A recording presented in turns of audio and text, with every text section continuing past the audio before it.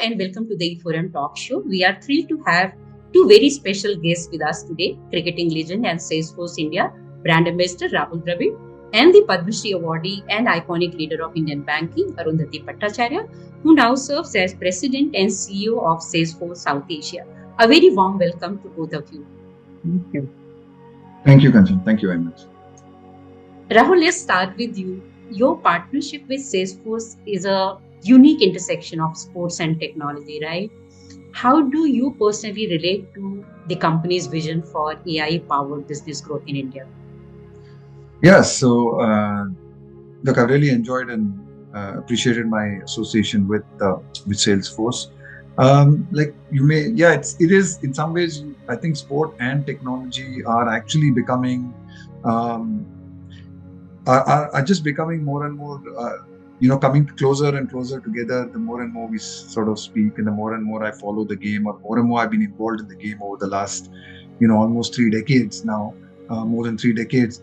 And if I see just how much technology was used in the game sort of 2 decades ago to what I see it now, it almost seems like there's a confluence and there's a huge partnership with technology and with sport to obviously enhance sport and get sport to increase and improve the performance of sport. Technology is beginning to play a huge part. So in some ways, while it might seem a little odd, it's actually it's a very apt partnership, because sport and technology is becoming a lot more closer together and a lot more using each other, I would say, in a lot of ways to enhance so many areas in sport. I think even in cricket, when you look at player performance, you look at decision making, you look at selections, so much more of technology is being used today. Also, a lot of sport is about partnership. I think sport is about partnership. Sport is about building a relationship, building connections to enhance potential, both of individuals and of teams. And that's what I've been involved in for certainly, obviously through my career, but more importantly over the last 10, 12 years as a coach. And I think that's largely what Salesforce does, right? Through Agentforce and through so many of their platforms, what they're really doing is building partnerships, building connections, and enhancing performances, and ensuring that people and businesses actually achieve their potential. And so I think there's a good synergy there. Yeah, wonderfully described. Thanks, Rahul.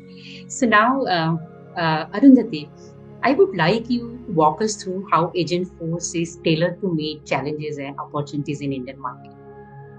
So, what Agentforce really does is unlock what we call a digital labor platform. Now, what does that really mean? We have a very unified platform in the sense we work on the customer 360 applications, which is topped with the data strategy, which we call Data Cloud, which is then topped with AI. And today it is called the Agentic AI. Because earlier, whereas generative AI could generate text, it couldn't take actions of its own. Today, Agentforce is also able to take actions, given the guardrails and the directions that we give the agents to do. Now, what does it really do for companies? Again, think of companies that have limited number of resources that they can possibly hire. A company can't keep on hiring people just because their customer service isn't up to the level of the expectations of the customers.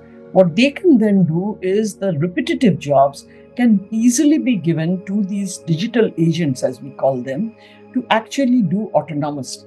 And that is empowered by the fact that AI today brings together not only structured data, but also unstructured data to give you the intelligence to do these things. And today, for instance, we not only have the AI engine, on top of that, we have a reasoning engine that tells you what is the context and what is it that is really required to be delivered. And thereafter, we also have what we call a large action model, so that if you have automated workflows, those can be triggered without any human intervention, as long as it is within the purview of that particular digital agent tool. So it's actually taking away from you a lot of the stuff that we currently are not able to deliver, because there is just not enough people in an organization to deliver it with the satisfaction of the customers at the level that they want. AI also, what it does is it brings together structured and unstructured data. And therefore, it gives you a much more complete picture of what the situation is like. It is able to draw insights from videos. It is able to draw insights from repetitive cases and therefore able to come up with answers that are smarter and more to the point. And that's where I think, in sports that Rahul was talking about, there is so much that, of data that was available even earlier. But to make sense of that data took a lot of time, took a lot of energy, which now actually can be achieved through AI. And the good thing about AI today is that it learns. So, as you ask questions, as you get answers, it gets smarter as to what exactly is being asked of it and how they can get the right kind of answers back to you. So, to that extent, if you're looking at industry, this is something that empowers every industry. It doesn't matter whether it's a for-profit business or it's a non-for-profit business, whether it's an entertainment industry, whether it is the banking industry, or whether it is the manufacturing industry. In every single industry, there is an application to this. I was just talking about the fact that, we were just hearing about an operation that has been done by a surgeon 8,000 kilometers away, okay, all through robotics. And by just, imitating the hand movements, the robotics could actually perform the surgery. Now, imagine our nation of 1.4 billion people. We cannot deliver the services they deserve in the brick and mortar manner. We have to deliver them services through the digital platform. And that's why AI plays a huge part in ensuring that we are actually being very democratic about the way we go about disseminating services, disseminating knowledge. Today, what is available only to a privileged few can become available to so many more. Okay, so to that extent, I think this is a very empowering change. It's really an evolutionary change, and we need to be able to understand the power of that change. It's very interesting. What I gather that this Agentforce is a kind of all-rounder AI, right? Yes. Which is going to cater to all the industry. It is the next phase of AI above generative AI, but believe me, it's going to go into the next wave again. So it's not going to stop here. It's going to evolve. And that's another good thing about our platforms. Our platforms evolve with the times, and that's one of the reasons why we have Rahul as our brand ambassador, because he embodies all the values that we have. He embodies trust, he embodies consistency, he embodies all of these things. So to that extent, it's, and not only that, the ability to evolve, the ability that he has shown to evolve, we as a company, we value that greatly. And that's why I think, he's an ideal brand ambassador for it. My next question was that only. So Rahul, in cricket, strategy and adaptability are key, similar to what businesses now expect from AI. How do you see Agentforce helping businesses make more intelligent and timely decisions? Yeah, I mean, I think so. One of the things is, like you rightly said, I think your ability to stay relevant, your ability to change with the times, your ability to keep adapting, keep growing, keep learning, is becoming more and more important. I think in today's world, I think it's not so much about the world today is not just about being narrow, but having a lot of range, if you can use that word. Having a lot of ability to be able to learn and gain knowledge from a variety of sources, not just from the limited sources that you are in sort of you. So your experiences and knowledge, of course, give you a great learning, but not just those experiences and knowledge people around you. I think what you need to be able to do is to be able to get the learnings and the knowledge from the whole world, basically, and a vast majority of data points and data that's been collected all over the world. And it's physically impossible, I think, for businesses or for human beings to be able to access all of that. And that's where I think people like Agentforce and Salesforce come in, because they are then able to use the technology. They have been able to use a lot of this to be able to gain and get that knowledge from so many sources and to come up with better solutions, and to also then be able to use that knowledge that they are gaining and to use that sort of experience, if you can call it, in some ways that they are gaining, to be able to do things for businesses that then will free up people and free up time of the human resources that people have, which is so valuable, to be able to then focus on other things that they can do. So a lot of the things, it saves time, it saves energy, which then, as we can realize, time and energy today are paramount, I think, in being able to sort of maximize our potential And I think that's something that, with this knowledge and with the knowledge of artificial intelligence, things like AI, Agentforce can do for businesses, which will then allow them to be able to focus on other things. And everything is critically important. Nothing is not important, but everything is important. And I think there's a lot of the tasks that Agentforce can do, which can allow people and organizations to focus on other important things that they can then help grow both their teams and grow the organizations and businesses. Yeah, right. So Arundhati, I think this is your first ever celebrity brand collaboration in the last 5 years since Salesforce entered in India and you became CEO, right? That's right, yes. So my simple question, why Rahul Dravid and why now? So now is, of course, the fact is that we really and truly needed to establish a brand. Salesforce is a late entrant into India. Many of the other OEMs, they have been here for 20, 30 years. We've just really started seriously in this country about, I would say, 7 years back. Okay, I came in about 5 years back. And it's not only a question about the Indian market. The Indian market, by the way, is also a source for global talent. Okay. And we needed to ensure that the best of talent understands that there is something called Salesforce, understands what we do, and be attracted by it enough for us to get them, for them to join us. And I think, as I said, the values that Rahul has always demonstrated, that of being very trustworthy, that of being very consistent, that of being able to evolve with the times, the adaptability that he brings to this. All of these are our stated values. Okay, trust is our number one value for the company.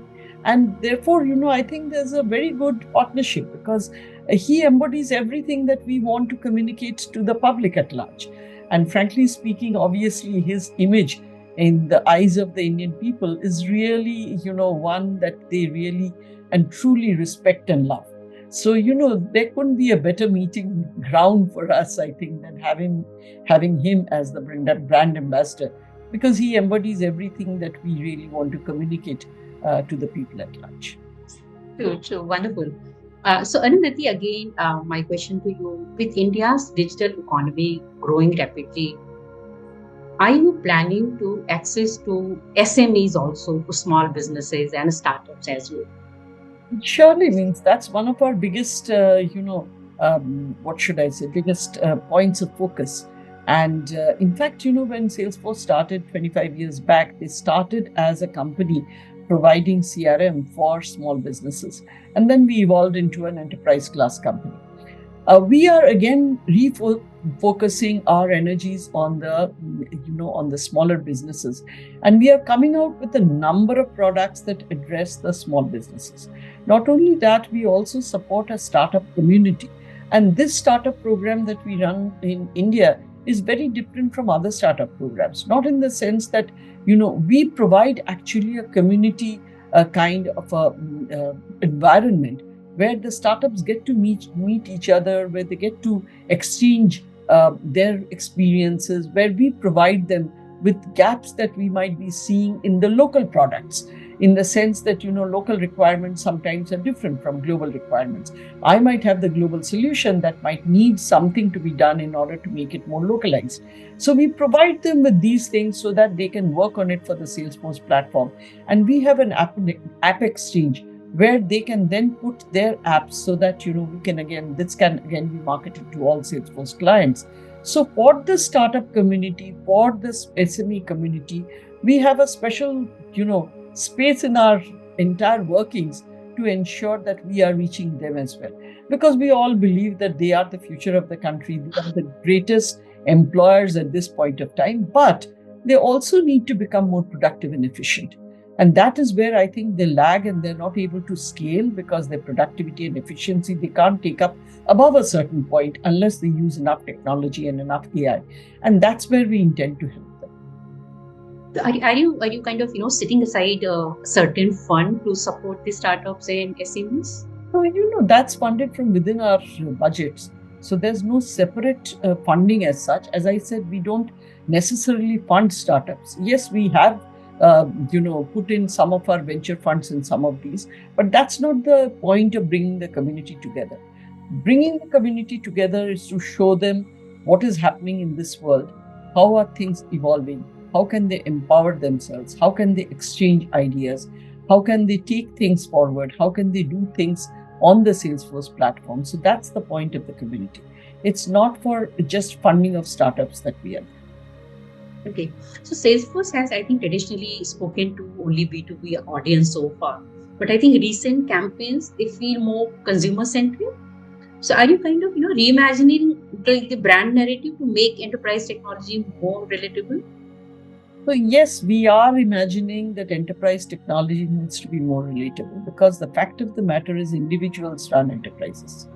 If we are not able to address individuals and make them understand what it is that is different with us, what is unique about us, what they will gain by engaging with us, is then very difficult to make a sort of enterprise-wide kind of play if they don't really understand us. So yes, while we are not looking at going B2C, we are a B2B company and we intend to remain that way. But at the end of the day, again, as I said, individuals make up enterprises. So if individuals cannot be addressed, we won't be able to really make the enterprises understand how much more they can do with whatever they're doing right now. Mhm. So now my next question is for Rahul. Now, do you think that your role as a brand ambassador will help kind of humanize the AI for B2B space? uh, I mean, I hope so. I mean, I think there's in a lot of ways. I think just my association and my partnership, I'm just hoping will get more people to understand and to be aware more about AI and technology, and to be able to use platforms like Agentforce, because I truly believe that they will help achieve potential. They will help people maximize the potential of their organizations, which means growth, which means potentially more employment, which means potentially growth for the businesses, growth for the country. So things like that. So I just genuinely do hope that people embrace what I think is inevitable.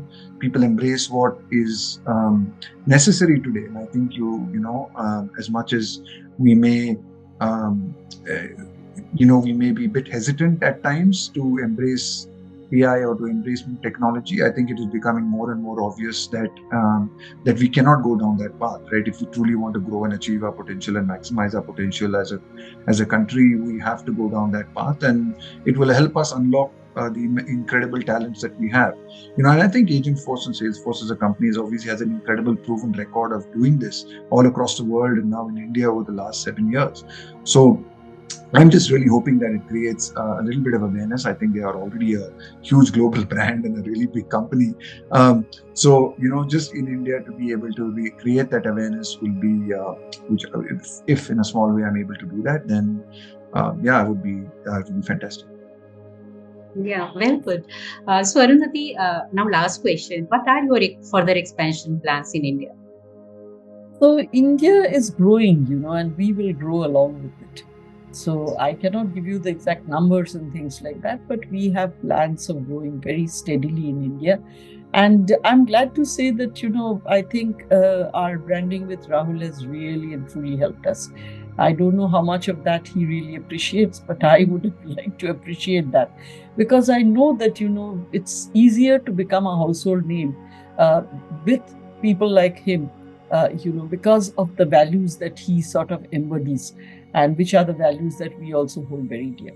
But yes, I do not see any stoppage of the growth in India. That will continue.